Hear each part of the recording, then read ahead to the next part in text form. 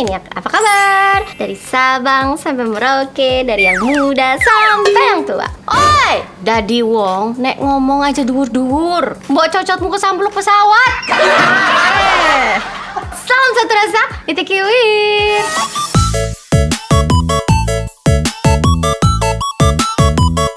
Oke, kembali lagi di May Reaction. Oke, maniak-maniak sayang, video kali ini spesial, aku mau nge-reaction video horor. Seperti biasa kan aku orangnya penakut, aku nggak mau nonton sendirian, makanya aku ngajak kamu. Karena sendirian itu nggak enak, ya kan? Udah jomblo sendirian, nonton horor sendirian. Kalian kan yang jomblo. Dulu tuh jokes aku tuh jomblo loh. Kan dulu, Mesita yang dulu.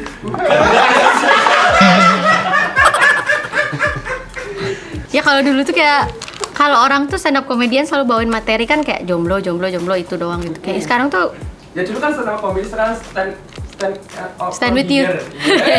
Itulah. Oke, penasaran horor apa yang mau aku reaction? Langsung aja kita hororin, kuy.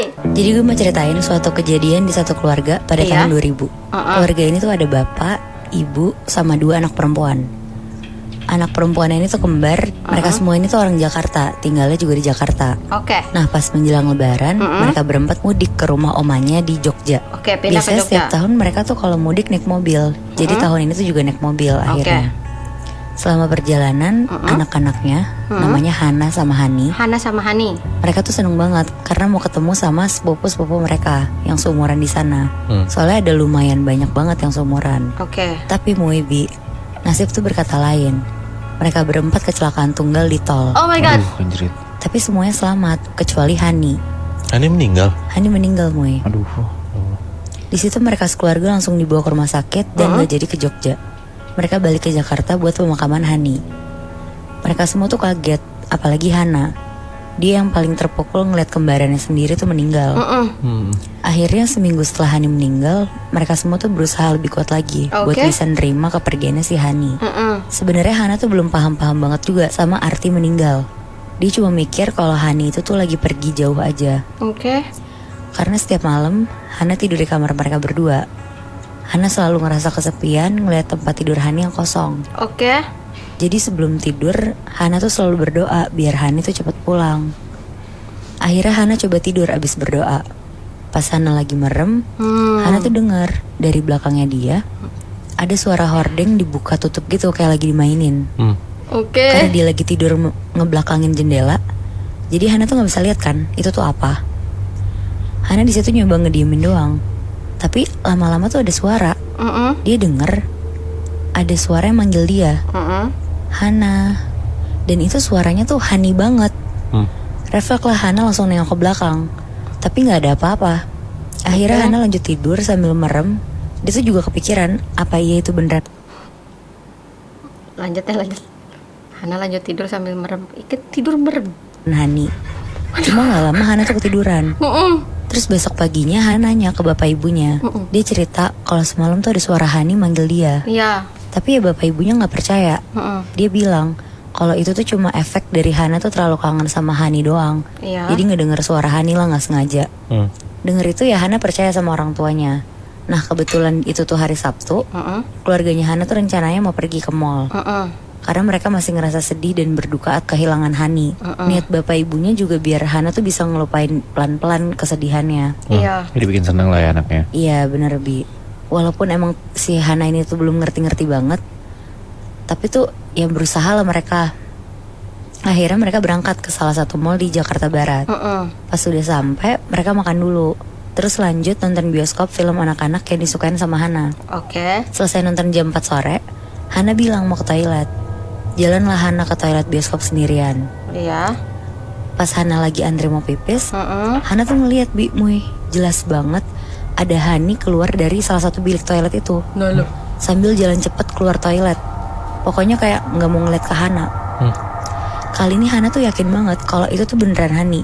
Jadi dikejar lah sama Hana keluar tanpa ngeliat kanan kiri. Hana fokus buat ngejar Hani lari makin cepet keluar bioskop. Sampai ke lobi dan akhirnya tuh keluar mall tanpa disadari sama Hana. Pokoknya Hana ngikutin terus. Dan tanpa disadari di kanannya Hana tuh ada mobil ngebut banget. Pas Hana nengok kanan, dia tuh sebenarnya nyaris banget ditabrak. Tapi untungnya Hana tuh ditarik sama bapaknya. Jadi pas Hana lari-lari keluar dari toilet bioskop, ternyata orang tuanya tuh udah ngikutin Hana juga. Nah pas ditanya sama bapaknya kenapa Hana lari-lari, Hana tuh bilang kalau dia tuh ngeliat Hani keluar dari bioskop. Tapi ya bapak ibunya tuh ngeliat sama sekali. Bahkan cuma kayak ngeliat Hana lari sendirian doang keluar. Akhirnya bapak ibunya tuh langsung ngajak Hana pulang. Karena sebenarnya tadi aja tuh sebenarnya udah ngebahayain nyawanya si Hana.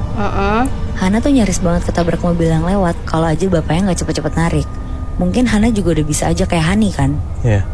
Nah sesampainya di rumah, bapak ibunya tuh bilang kalau Hana tuh harus bisa ngelepasin Hani pelan-pelan. Biar Hana gak ngeliat macam-macam lagi. Karena sebenarnya bapak ibunya tuh gak terlalu percaya juga sama omongan Hana.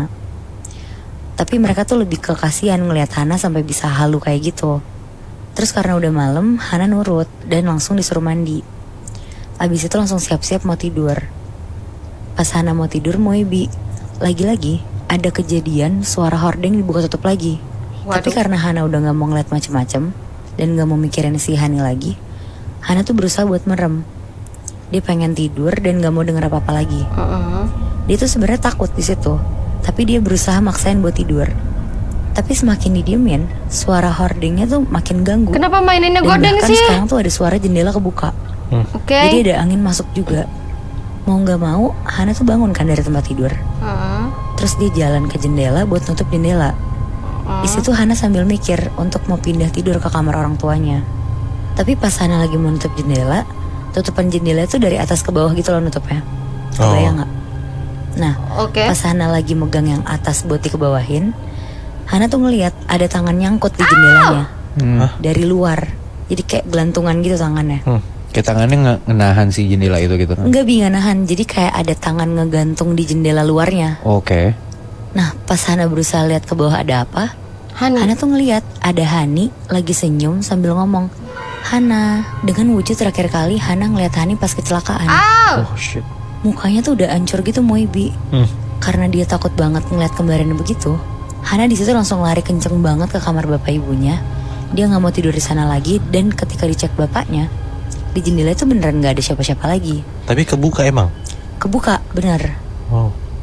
Akhirnya besoknya bapak itu langsung nelfon Ustadz yang emang kenalannya dia. Pas Ustadznya datang, diceritain lah semua yang dilihat sama Hana ke Ustadznya. Penjelasan Ustadznya waktu itu sih katanya sosok yang dilihat Hana itu tuh korinnya Hani. Dan dia niatnya emang mau nyelakain Hana biar ikut mati juga bareng sama si Hani. Anjing, serem banget. Karena dia tuh ngerasa kalau Hana itu tuh kembarannya Hani yang harus bareng-bareng terus kemanapun. Oh shit. Anjing iya Bi, masalahnya kayak Corinne tuh nyelakain orang-orang di sekitar manusianya si Corinne tuh sendiri gitu loh. Iya benar. Dan yang tadi kita bilang Bi, Nat, mungkin semua orang udah tahu kalau Corinne itu adalah sisi jahat dari kita sendiri kan. Nah tapi yang gue masih penasaran sebenarnya, apakah kita bisa ngatur Corinne kita sendiri? Waduh.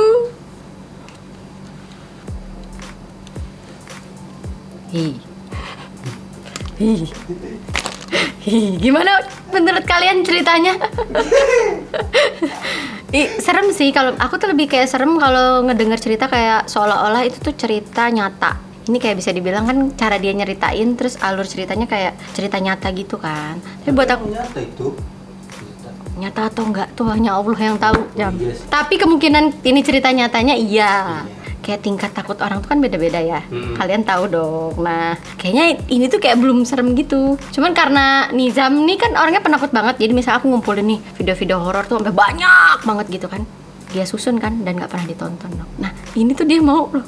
Aku tuh sampai nanya sama dia, Jam ini kamu beneran nggak nonton? Coba ceritain lagi. Oh iya bener, dia denger gitu. Ya pantes, karena ya menurut aku nggak serem-serem banget gitu loh, Jam.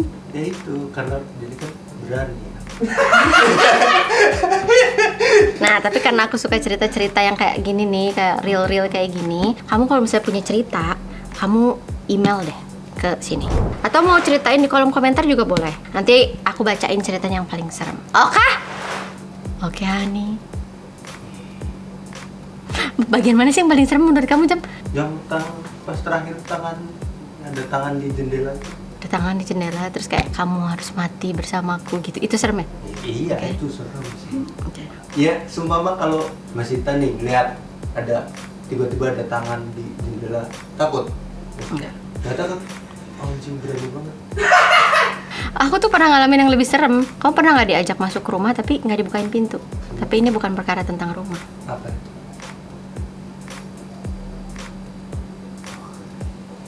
Oke? Itu lebih serem sih, Jap. Bye!